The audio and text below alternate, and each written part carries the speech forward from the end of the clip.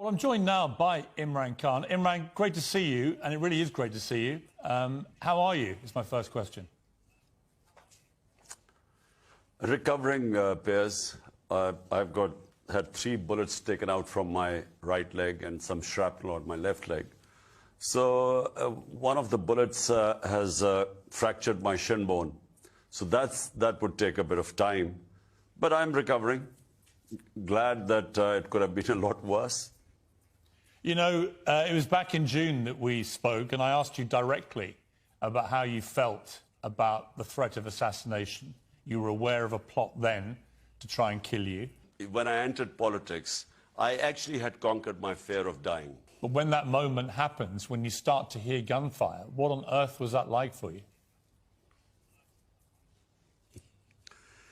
Do you know, first it sounded like firecrackers.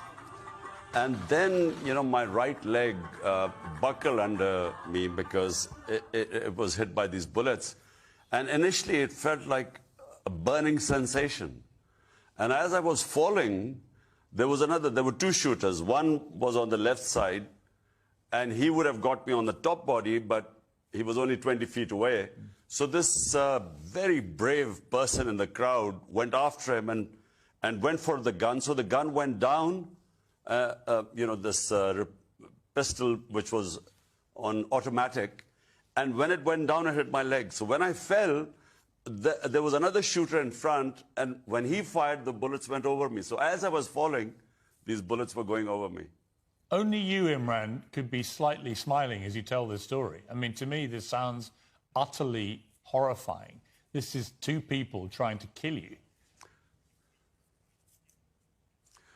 It was a plot. Look, Piers, I told you when I spoke to you in June that there was this plot. Why did they want to kill me? Because when the whole conspiracy to change my government and this regime change, they expected that the party would just wither away or it'll take years for it to recover. In fact, what happened was that unprecedented public reaction. And you had millions of people coming on the streets the next day to protest against the regime change. So I think from then onwards, what they expected was that my popularity or my party would go down. In fact, it went up. That's when my life came in danger. So there was a first plot. 4 people decided to bump me off. I found out, because remember, I was head of the intelligence agencies for 3.5 years when I was the Prime Minister. So I named those people in a video and announced that if anything happens to me, these 4 people would be exposed. They're powerful people. And then because of that, it protected me. But then the party became even stronger. 75% of all by-elections were swept by my party against all the parties put together. So 11 parties on 1 ticket and my party on, and we got 75% of the election.